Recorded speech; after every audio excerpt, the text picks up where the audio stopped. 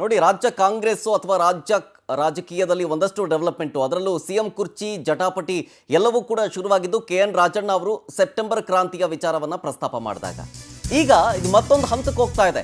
ಅದಕ್ಕೆ ಕಾರಣ ಕಾಶಪ್ಪನವರೀಗ ಸಿಎಂ ಕುರ್ಚಿ ಗದ್ದಾಟದ ಬೆನ್ನಲ್ಲೇ ಆಪರೇಷನ್ ಕಮಲದ ಸೌಂಡ್ ಆಗ್ತಾ ಇದೆ. ಸದ್ದಿಲ್ಲದೆ 55 ಕಾಂಗ್ರೆಸ್ ಶಾಸಕರಿಗೆ ಕೇಸರಿ ಪಡೆ ಗಾಳ ಹಾಕಿದೆಯಂತೆ. ಕಾಂಗ್ರೆಸ್ ಶಾಸಕರಾಗಿರುವಂತ ವಿಜಯಾನಂದ ಕಾಶಪ್ಪನವರು ಈ ರೀತಿಯಾಗಿ ಹೊಸ ಬಾಂಬ್ ಸಿಡಿಸ್ತಾ ಇದ್ದಾರೆ. ಅವ್ರು ಹೇಳಿದ್ದೇನು ಗೊತ್ತಾ? ಬಿಜೆಪಿಯಿಂದ 55 ಕಾಂಗ್ರೆಸ್ ಶಾಸಕರಿಗೆ ಆಮಿಷ ಒಡ್ಡಿತಾ ಇದ್ದಾರೆ. 55 ಕಾಂಗ್ರೆಸ್ ಶಾಸಕರ ಲಿಸ್ಟ್ ಮಾಡ್ಕೊಂಡಿದ್ದಾರೆ. ಏಜೆಂಟ್ಗಳನ್ನು ಕಳಿಸಿದ್ದಾರೆ, ಬಿಜೆಪಿ ಏಜೆಂಟ್ಗಳನ್ನ. ಬಳ್ಳಾರಿ ಶಾಸಕರ ಮೇಲೆ ಇಡಿ ರೇಡ್ ಮಾಡಿದ್ದು ಕೂಡ ಇದೇ ಕಾರಣಕ್ಕೇನೆ. ಕಾಂಗ್ರೆಸ್ ಶಾಸಕರಿಗೆ ಸಿಬಿಐ ಕಡೆಯಿಂದ ಬೆದರಿಕೆ ಹಾಕಿಸ್ತಾ ಇದ್ದಾರೆ. ಹೀಗಂತ ಶಾಸಕ ವಿಜಯಾನಂದ ಕಾಶಪ್ಪನವರು ಸ್ಫೋಟಕ ಸ್ಟೇಟ್ಮೆಂಟ್ ಕೊಡ್ತಾ ಇದ್ದಾರೆ. ಜೊತೆಗೆ ಕೇಂದ್ರ ಸಚಿವ ಪ್ರಹ್ಲಾದ್ ಜೋಶಿ ಅವರ ಹೇಳಿಕೆಗೆ ಕಾಶಪ್ಪನವರವರು ತಿರುಗೇಟನ್ನು ಕೊಟ್ಟರು. DK ಶಿವಕುಮಾರ್ ಹಾಗೆ ಸಿದ್ದರಾಮಯ್ಯನವರ ಬಣದಿಂದ ಕುದುರೆ ವ್ಯಾಪಾರ ಅಂತ ಹೇಳಿದರು ಜೋಶಿ ಅವರು. ಅದಕ್ಕೆ ಕಾಶಪ್ಪನವರ್ ರಿಯಾಕ್ಷನ್ ಕೊಟ್ಟರು.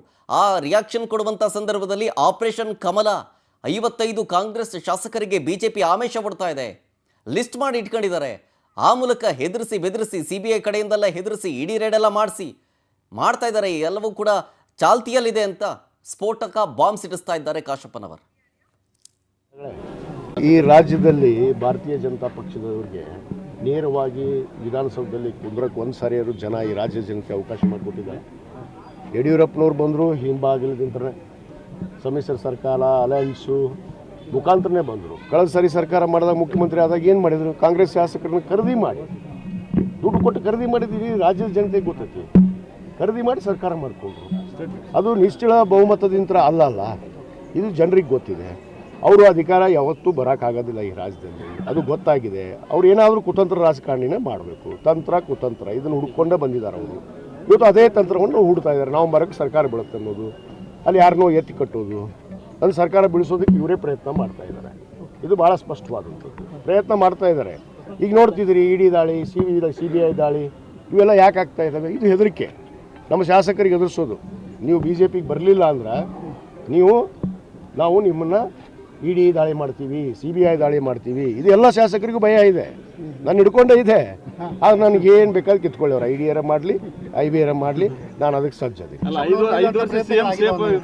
ಆಗ್ತಾವ, ಮಾಡೇ ಮಾಡ್ತಾರೆ ಅವರು. ಈ ಎಲ್ಲರಿಗೂ ಹೆದರಿಕೆ.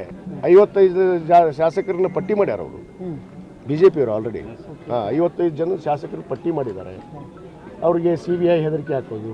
ಅವ್ರ ಮನೆಗೂ ಕಳಿಸ್ಯಾರ ಈಗಾಗಲೇ ಏಜೆಂಟ್ಗಳನ್ನ, BJP ಏಜೆಂಟ್ರನ್ನ ಕಳಿಸಿ ಅವ್ರಿಗೆ ಹೆದರಿಕೆ ಹಾಕ್ಯಾರ.